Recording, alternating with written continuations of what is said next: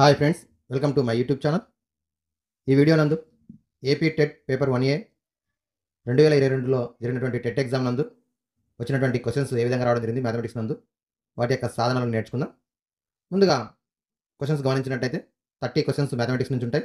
అందులో కాంటెంట్ నుంచి 24 questions, 6 questions మనకి మెథడ్స్ నుంచి ఉంటాయి. 91 నుంచి 114 వరకు ఉంటాయి. ఇందులో మొదటి క్వశ్చన్ గమనించినట్టయితే the value of -270 minus of -270 విలువ ఎంత అని అడిగిండు. సో -270 ఇక్కడ minus into minus plus 270 -270 plus 270 cancel అయితే =0. So option 4 is the correct option. Option 4. Next question, all even numbers are divisible by. అన్ని సరి సంఖ్యలు దీనితో నిశ్శేషంగా భాగించబడతాయి. సో సరి సంఖ్యలు అనగా 2 యొక్క గుణిజాలను సరి సంఖ్యలు అంటాం. అన్ని సరి సంఖ్యలు కూడా 2 చేత నిశ్శేషంగా భాగించబడతాయి. So option 1 is the correct option. GCD of 2 numbers is 36. LCM is 3240. In those 2 numbers first number is 324. The second number is. రెండు సంఖ్యల గాసాబాని GCD అంటాం. Greatest common divisor or HCF అని కూడా అంటాము. సో మరి దీన్ని HG అని అక్షరం చేత చూస్తాం 36. అలాగే LCM కాసాగు మరి L = 3240 ఇచ్చిండు. అందులో ఒక సంఖ్య కూడా A ఇచ్చిండు, రెండో సంఖ్య తెలియదు కాబట్టి B అనుకుందాం. మనకి వాటి మధ్య సంబంధం రెండు సంఖ్యల లబ్ధము ఆ రెండు సంఖ్యల కాసాగు మరియు గాసాబాల లబ్ధానికి సమానం నేర్చుకున్నాం. రెండు సంఖ్యల యొక్క కాసాగు గాసాబాల లబ్ధము ఆ రెండు సంఖ్యల్లో కూడా లబ్ధానికి సమానం అవుతుంది. అలాగే మనకి ఇప్పుడు కూర్చున్నట్టయితే ఏ అంటే ఒక నెంబర్ ఇచ్చిండు 324 ఇచ్చిండు, B ఇవ్వలేదు. L అంటే కాసాగు 3240 ఇచ్చిండు, అలాగే GCD ఆర్ HCF 36 ఇచ్చిండు. సో 324 గుణిస్తుంది, రెండో వైపు వస్తే భాగిస్తుంది. మనం తెలుసుకోవాల్సింది B కాబట్టి సో ఇంటూ 36/324 క్యాన్సల్ చేస్తే 10 టేబుల్ వస్తుంది. 10 × 36 360. Option 3 is the correct option. Option 3.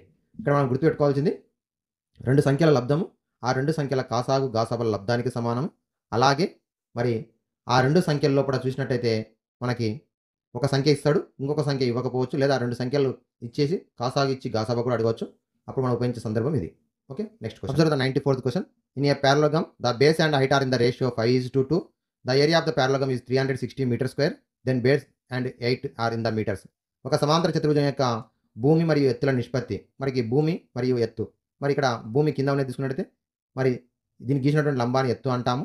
మరి భూమి మరియు ఎత్తుల యొక్క నిష్పత్తి 5:2 ఇచ్చిండు. అలాగే వైశాల్యానికి సూత్రము భూమి ఇంటూ ఎత్తు, బేస్ ఇంటూ హైట్ ఫార్ములా. అలాగే ఇప్పుడు భూమి ఎత్తులు వరుసగా అని చెప్పిండు. ఇప్పుడు మనం ఇక్కడ బేస్ ఏమో 5x అవుతుంది, హైట్ ఏమో 2x అవుతుంది. ఎందుకనగా ఇచ్చినటువంటిది 5:2 నిష్పత్తిలో ఉన్నాయి కాబట్టి మరి నిష్పత్తిని తొలగించినప్పుడు మరి ముందుగా భూమి ఇచ్చిండు కాబట్టి 5x అనుకుంటాం, 2x అనుకుంటాం. ఏరియా 360 ఇచ్చిండు. 360 = B ఇంటూ హెచ్ కాబట్టి B అంటే 5x ఇంటూ హెచ్ అంటే 2x. సో 10x² అవుతుంది =360. 10తో భాగిస్తే x² = 36 వస్తుంది. Then x √36. 36 యొక్క వర్గమూలం 6 అవుతుంది.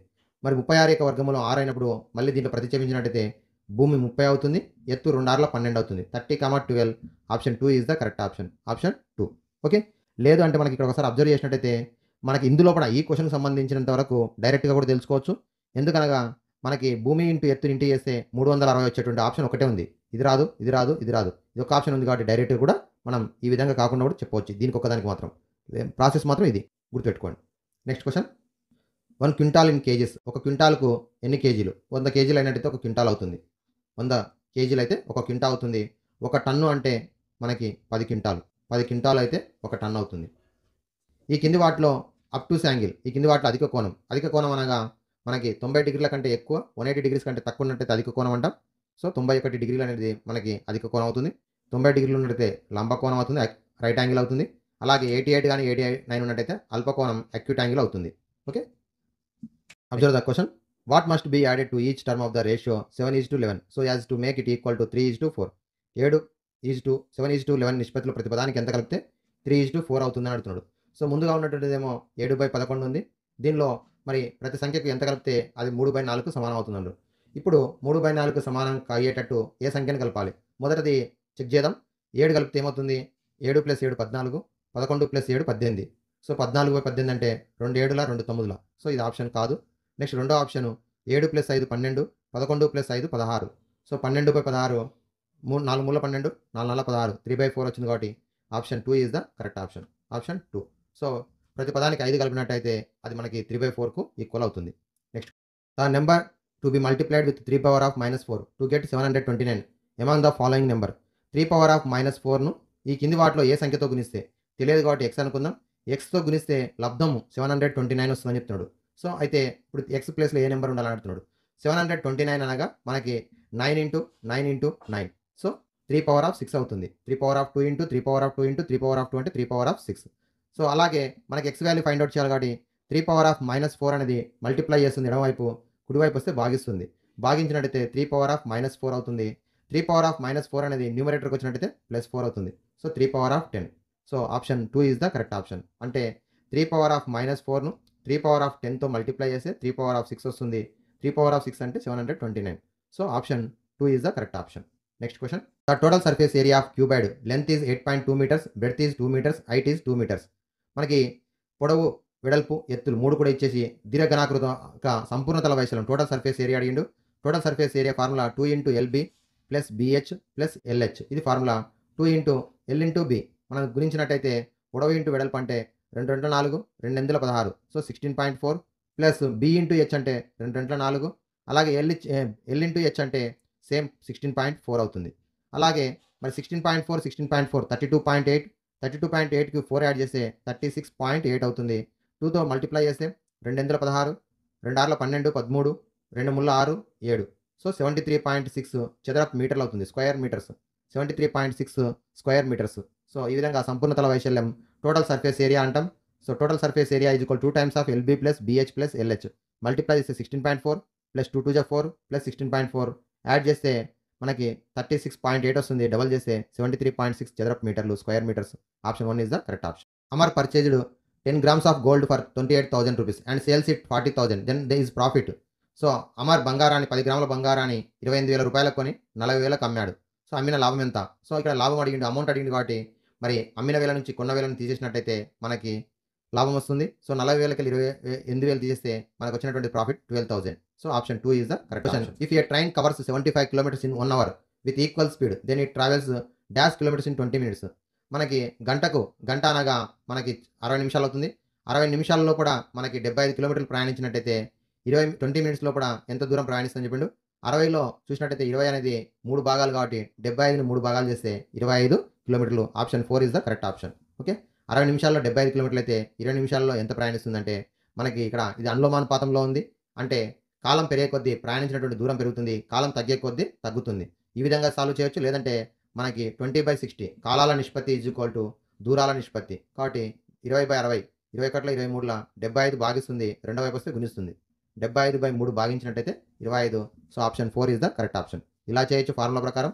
లేదా అంటే మనకి 60 నిమిషాలు 75 కిలోమీటర్లు అయితే 60లో మూడో భాగం 20 నిమిషాలు కాబట్టి 75లో మూడో భాగం 25 కిలోమీటర్లు. Option 4 is the correct option. Observe the next question. The cost of q books is 25 q. Then the cost of each book. Q పుస్తకాలు కొన్నటువంటి వేల 25 క్యూ అయితే ఒక్కొక్క పుస్తకం ధర ఎంత? ఇక్కడ క్యూ పుస్తకాలు కొన్నటువంటి మొత్తం వేల. మరి ఇక్కడ మనకి ఒకవేళ టోటల్ ప్రైస్ అంటే ఏం చెప్తాము? కొన్ని వస్తువులను కొన్నప్పుడు మరి ధర ఇంటూ సంఖ్య, ధర ఇంటూ సంఖ్య. ఇక్కడ ధర అనేది తెలియదు, సంఖ్య అనేమో మనకి ఇక్కడ టోటల్ కాస్ట్ ఏమో 25 క్యూ ఇచ్చిండు, సంఖ్య క్యూ ఇచ్చిండు, తెలియదు కాబట్టి క్యూ క్యాన్సిల్ అయితే ధర ఎంత అవుతుంది? రూపాయలు 25 రూపీస్. సో ఒక్కొక్క పుస్తకం ధర 25 రూపాయలు అవుతుంది. The sum of 2 numbers is 29. If one of the number is 5 more than the another number then the numbers is. రెండు సంఖ్యల మొత్తం 29, అందులో ఒక సంఖ్య మరొక దానికంటే 5 ఎక్కువ అయినా ఆ సంఖ్య లేదు. మన ఇక్కడ ఆప్షన్స్ చూసినట్టయితే ఆప్షన్స్ ప్రకారం గుర్తుపట్టవచ్చు. కూడితే 29 రావాలి, అలాగే మొదటి సంఖ్య రెండో సంఖ్య కంటే మనకి 5 ఎక్కువ ఉండాలి. సో అందులో చూసినట్టయితే మనకి ఇది 7 ఎక్కువ ఉంది కాబట్టి ఇది కాదు, ఇది 11 ఎక్కువ ఉంది కాబట్టి ఇది కూడా కాదు, 19 ఎక్కువ ఉంది కాబట్టి ఇది కూడా కాదు. మరి కూడితేనేమో 29 రావాలి, ఒకదానికి రెండో సంఖ్య అనేది 5 ఎక్కువ ఉండాలి కాబట్టి option 2 is the correct option. అలా కాకుంటే ఒక సంఖ్య x అనుకుంటే రెండో సంఖ్య x + 5 అవుతుంది. Their sum is equal to 29. So 2x is equal to 29 - 5 24 అవుతుంది. x ఈజ్ ఈక్వల్ టు 24/2 12 అవుతుంది. ఒక సంఖ్య 12, రెండో సంఖ్య 17.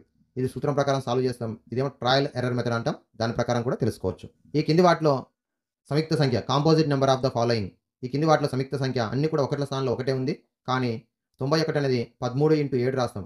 అంటే 3 కంటే 3 కానీ అంతకంటే ఎక్కువ కారణాంకాలు ఉంటే దాన్ని సంయుక్త సంఖ్య కాంపోజిట్ నెంబర్స్ అంటాం. ఓన్లీ 2 ఫ్యాక్టర్స్ మాత్రమే ఉంటే ప్రైమ్ నెంబర్ అంటాం. సో ఇది 1 × 31, 1 × 61, 1 × 71 రాస్తాం కాబట్టి ఇది ప్రైమ్ నెంబర్స్ అవుతాయి. ఇది ఒకటి కాంపోజిట్ నెంబర్ అవుతుంది, ఎందుకనగా 13 × 7 రాస్తాం కాబట్టి. Integers are having only positive numbers, only negative numbers, zero and positive numbers, positive negative numbers and including zero. మరి ఇక్కడ ఇంటీజర్స్ అన్నప్పుడు మనకి పాజిటివ్ నెంబర్స్ ఉంటాయి, నెగటివ్ నెంబర్స్ ఉంటాయి, ఇంక్లూడింగ్ 0 కూడా ఉంటుంది. So option 4 is the correct option. ఇక్కడ numbers means natural numbers, negative of natural numbers, అలాగే ఇంక్లూడింగ్ 0. 0 ధన సహజ సంఖ్యలు, రుణాత్మక సహజ సంఖ్యలు అంటే సహజ సంఖ్యలు, రుణ గుర్తున్నటువంటి సంఖ్యలు మరియు 0 ఇవన్నీ కూడా మనకి పూర్ణ సంఖ్యలు అవుతాయి. క్వశ్చన్ రాంగ్ ఇచ్చిండు. ఇక్కడేమో ఇంటీజర్స్ అని చెప్పిండు. ఒకసారి బాగా గమనించండి. ఇక్కడ ఇంటీజర్స్ అని ఇచ్చిండు, ఇక్కడ పూర్ణాంకాలు ఇచ్చిండు. ఇక్కడ పూర్ణ సంఖ్యలు ఉండాలి. ఒకవేళ ఇక్కడ పూర్ణాంకాలు కరెక్ట్ అయితే ఇక్కడ హోల్ నెంబర్స్ ఉండాలి. హోల్ నెంబర్స్ అయితేనేమో 0 అండ్ పాజిటివ్ నెంబర్స్, పూర్ణాంకాలు అయితేనేమో 0 మరియు ధన సంఖ్యలు మాత్రమే ఉంటాయి. అలాగే ఇంటీజర్స్ అయితేనేమో మనకి ధన సంఖ్యలు, రుణ సంఖ్యలు 0 కూడా ఉంటుంది. సో ఇది కొంచెం మనకి క్వశ్చన్లో తెలుగు మీడియంలో ఒక రాంగ్ ఉంది, ఇంగ్లీష్ మీడియంలో ఒకటి ఉంది చూడండి. A farmer yielded 720 bags of cotton last year. This year he got 20% more than last year. How many bags he got this year? ఒక రైతు గత సంవత్సరం ప్రతి పంటలో 1720 బస్తాలు పండించాడు, దిగుబడి వచ్చింది. ఈ సంవత్సరం 20% ఎక్కువ వస్తే ఎన్ని బస్తాలు వస్తాయి? సో 20% మోర్ అంటే 120/100 అవుతుంది. సో లెస్ అయితేనే మైనస్ చేయాలి, మోర్ అంటే ప్లస్ చేయాలి. 120/100 0 10 టేబుల్లో క్యాన్సిల్ అవుతుంది. 12 టేబుల్లో మల్టిప్లై చేస్తే 12 2 24, 12 7 84, 86, 12 1 12, 20. So 2064. Option 1 is the correct option. Option 1. A triangle exterior angle is 130 degrees. One of the interior opposite angle is 60 degrees. Then another interior opposite angle. ఒక త్రిభుజంలో బాహ్య కోణము 130 డిగ్రీలు, అంతరాభిముఖ కోణంలో ఒకటి 60 డిగ్రీలు అయితే రెండవ కోణం ఎంత? సో మరి బాహ్య కోణం అనేది అంతరాభిముఖ కోణముల మొత్తానికి సమానం. అంటే ఈ పక్కన ఉన్న దాన్ని ఆసన్న కోణం అంటాం. ఇది కాకుండా మిగిలిన 2 కోణాలను అంతరాభిముఖ కోణాలు అంటాము. సో ఈ రెండింటి యొక్క మొత్తానికి సమానం కాబట్టి 60కి ఏ సంఖ్యను కూడితే 130 వస్తుంది? 70. So option 3 is the correct option. Option 3. How many bricks required to build a wall of 8 meters long, 6 meters height, 22.5 centimeters thick if each brick measures 25 centimeters, 11.25 centimeters and 6 centimeters? 8 మీటర్ల పొడవు, 6 మీటర్ల ఎత్తు, 22.5 సెంటీమీటర్ల మందం కలిగినటువంటి గోడను నిర్మించడానికి 25 సెంటీమీటర్లు, 11.25 సెంటీమీటర్స్, 6 సెంటీమీటర్స్ కొలతల ఇటుకలు ఎన్ని కలను? ఇక్కడ ఇటుకల సంఖ్య ఈజ్ ఈక్వల్ టు గోడ యొక్క ఘనపరిమాణం బై ఇటుక యొక్క ఘనపరిమాణం. గోడ కానీ ఇటుక కానీ రెండు కూడా దీర్ఘఘనాకృతిలో ఉంటాయి, క్యూబాయిడ్ షేప్లో ఉంటాయి కాబట్టి so L1 B1 H1, L2 B2 H2. అంటే ముందుగా గోడ యొక్క ఘనపరిమాణం రాస్తున్నాం. అయితే మీటర్లో ఇచ్చింది కాబట్టి సెంటీమీటర్లకు మారుస్తున్నాం. 8 మీటర్స్ అంటే 800 మీటర్లు. అలాగే ఎత్తు 6 మీటర్స్ అంటే 600 సెంటీమీటర్స్.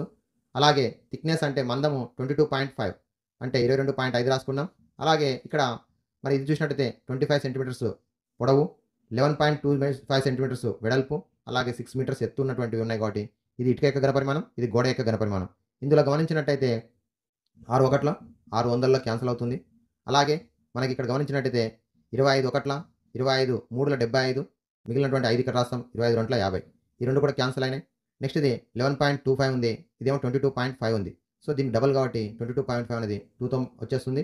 ఇప్పుడు 32 × 2 64, 64 × 100, 64 × 100 6400. So option 2 is the correct option. ఇక్కడ 6 ఒకట్ల 600 క్యాన్సిల్, 25 ఒకట్ల 25 3ల, మిగిలినటువంటి 5 ఇక్కడ రాసుకుంటాం, 25 2ల 50. సో 11.25కు డబల్ 22.5 అవుతుంది కాబట్టి మనకి డబల్ వస్తుంది. రిమైనింగ్ మల్టిప్లై చేస్తే 32 × 2 64, 64 × 100 6400. Option 2 is the correct option. Next one, scale of a map is 1:30,000. In that map distance between 2 cities are 4 centimeters. Actual distance between 2 cities. ఒక పటం యొక్క స్కేలు ఒక భాగం ఉన్నట్టయితే అది 30,000కు సమానం అయితే మరి పటంలో 2 పట్టణాల మధ్య దూరం 4 సెంటీమీటర్లుగా ఉన్నది. అయితే ఆ 2 పట్టణాల మధ్య నిజ దూరం ఎంత? సో 4 సెంటీమీటర్లు ఉన్నది కాబట్టి 4 సెంటీమీటర్లు అంటే 4 × 30,000 సెంటీమీటర్లు. మరి 4 × 30,000 సెంటీమీటర్లు అనగా ఈ 30,000 సెంటీమీటర్లను మనము మీటర్లకు మారిస్తే మనకి 4 × 300 మీటర్లు అవుతుంది. 4 × 300 మీటర్లు. 100తో భాగారం చేస్తే మీటర్లకు మారుతుంది. 4 × 300 మీటర్లు అంటే 1200 మీటర్లు. 1200 మీటర్లను మనం ఒకవేళ 1000తో భాగారం చేసినట్టయితే కిలోమీటర్లకు మారుతుంది. కిలోమీటర్లకు మార్చినట్టయితే 1.2 kilometers. 1.2 kilometers. Option 3 is the correct option. Okay. For the data average of 9 quantities is 45, but while taking the number 24 is taken as 42 by oversight. The actual average. ఒక దత్తాంశంలో 9 రాసుల యొక్క సగటు అనగా x బార్ ఇచ్చిండు 45. అలాగే రాసుల సంఖ్య 9 ఇచ్చిండు n అనేది. దీనిలో ఒక రాశిని 24ను 42గా పొరపాటుగా లెక్కించినచో అసలు సగటు ఎంత? అయితే ఇందులో ఒక రాశి ఎంత ఉండాలి? 24 ఉండాలి. 24ను ఏం చేసిండ్రు? 42గా పొరపాటుగా లెక్కించిండ్రు. అసలు సగటు ఎంత? సో రాసుల మొత్తం is equal to x bar into n. మామూలుగా x బార్ అంటే రాసుల మొత్తం సిగ్మా x/n. దీన్ని మనము n భాగిస్తుంది రెండో వైపు వస్తే గుణిస్తుంది. రాసుల మొత్తం తెలుసుకోవాలంటే మన రాసుల సంఖ్యను సగటుతో గుణిస్తాం. అంటే 45 × 9. 9 5 45, 9 4 36, 40, 405 అవుతుంది. ఇది రాసుల మొత్తం సమ్ ఆఫ్ ద. సో రాసుల మొత్తం ఈజ్ ఈక్వల్ 405 వచ్చింది. రాసుల మొత్తం 405లోకి వెళ్ళి మనం ఏం చేయాలి? మనకి యాక్చువల్గా 24 ఉండాలి. కానీ మిస్టేక్‌లో రివర్స్ 42 వచ్చింది. సో, రాంగ్ నెంబర్‌ని మైనస్ చేస్తున్నాం. యాక్చువల్ నెంబర్‌ని యాడ్ చేస్తున్నాం. 405లోకెళ్ళి 2 మైనస్ చేసినట్టయితే 363 వస్తుంది. 363కి మళ్ళీ 24 యాడ్ చేసినట్టయితే 387 అవుతుంది. 387ని మళ్ళీ రాసుల సంఖ్య ఇక్కడ మారలేదు కాబట్టి 9తో డివైడ్ చేసినట్టయితే ఒరిజినల్ సగటు వస్తుంది. Average 9 4 36, 9 3 27, 43 is the correct option. Fourth option is the correct option. Okay, next question. Value of pi. మనకి పై యొక్క విలువ ఎంత అని అడిగాడు. మరి ఇక్కడ పై వాల్యూ చూసినట్టయితే మనకి ఇచ్చినటువంటి దాంట్లో కూడా అప్రాక్సిమేట్ వాల్యూ పై యొక్క అప్రాక్సిమేట్ వాల్యూ 22/7 తీసుకుని మనం మ్యాథమెటిక్స్లో కూడా క్యాలిక్యులేషన్ చేస్తున్నాం. యాక్చువల్గా పై అంటే ఏంటంటే circumference of circle by diameter of circle. వృత్త పరిధిని వృత్త వ్యాసంతో భాగించినట్టయితే వచ్చే విలువని పైగా నిర్వచిస్తాం. మరి పై యొక్క విలువను మనం 22/7 అని తీసుకుంటాం అప్రాక్సిమేట్ వాల్యూ. దీని యొక్క విలువ 3.1416. మనకి 4 దశాంశాల స్థానాల వరకు 3.1416గా తీసుకుంటాం. అలాగే పై డేను మనం మార్చి 14th పై డేగా జరుపుకుంటాం. Okay, so option 1 is the correct option. Next question. Degree of the expression 2y² plus 9xy minus 11x²y². ఇందులో 3 పదాలు ఉన్నాయి. మరి దీన్ని త్రిపది అంటాము. త్రిపదిలో ఇచ్చినప్పుడు ఒక్కొక్క పదం పరిమాణం రాసి అందులో గరిష్ట పదం యొక్క పరిమాణాన్ని మనం సమాసం యొక్క పరిమాణంగా తీసుకుంటాం. సో దీని యొక్క పరిమాణం 3. 2 చరరాశులు ఉన్నాయి. వాటి ఘాతాంకాల మొత్తం 2 + 1 3 అవుతుంది. ఇందులో 2 చరరాశులు ఉన్నాయి. సో కాబట్టి వాటి యొక్క ఘాతాంకాల మొత్తం 2 అవుతుంది. ఇందులో కూడా 2 చరరాశులు ఉన్నాయి. వాటి ఘాతాంకాల మొత్తం 4 అవుతుంది. సో ఇందులో గరిష్టంగా ఎంత ఉంది? 4 ఉంది కాబట్టి సో 112 దానికి ఆన్సర్ 1 అవుతుంది. సమాసం యొక్క పరిమాణం 4. If centroid, orthocentre, incentre and circumcentre are on the same line of triangle then the triangle is called. మనకి ఒక త్రిభుజంలో గురుత్వ కేంద్రము, లంబ కేంద్రము, అంతర్కేంద్రం, పరివృత్త కేంద్రం ఒకే రేఖపై ఉంటే ఆ త్రిభుజాన్ని ఏమంటాము? సో సమద్విబాహు త్రిభుజం అని అంటాము. సమద్విబాహు త్రిభుజం అంటే ఏదైనా ఒక త్రిభుజంలో కూడా మనకి తీసుకున్నప్పుడు మరి ఈ యొక్క 4 గురుత్వ కేంద్రము, లంబ కేంద్రము, అంతర్కేంద్రం, పరివృత్త కేంద్రం 4 కూడా సమానంగా ఒకే బిందువు అయినట్టయితే ఏమో సమబాహు త్రిభుజం అవుతాయి. 4 కూడా వేరువేరు స్థానాల్లో ఉన్నట్టయితే విషమబాహు త్రిభుజం ఉంటాయి. అలా కాకుండా 4 కూడా ఒకే రేఖపై ఉన్నట్టయితే మరి అది సమద్విబాహు త్రిభుజం అంటాము. అది దాన్ని ఆయిలర్ రేఖ అని కూడా అంటాము. So option 3 is the correct option. Last question in this video. The number of symmetric lines drawn for a letter H is. H అనే అక్షరం ఆకారానికి గీయవలసినటువంటి సౌష్ఠవ రేఖలు ఎన్ని? సో మనకి ఇంగ్లీష్ ఆల్ఫాబెట్లో కూడా హెచ్ అనేటువంటి అక్షరం తీసుకున్నట్టయితే దీనికి ఎన్ని సౌష్ఠవ రేఖలు గీయవచ్చు? సో అడ్డంగా 1, నిలువుగా 1, 2 సౌష్ఠవ రేఖలను గీయవచ్చు. So option 2 is the correct option. Thank you. Like, share and subscribe my YouTube channel.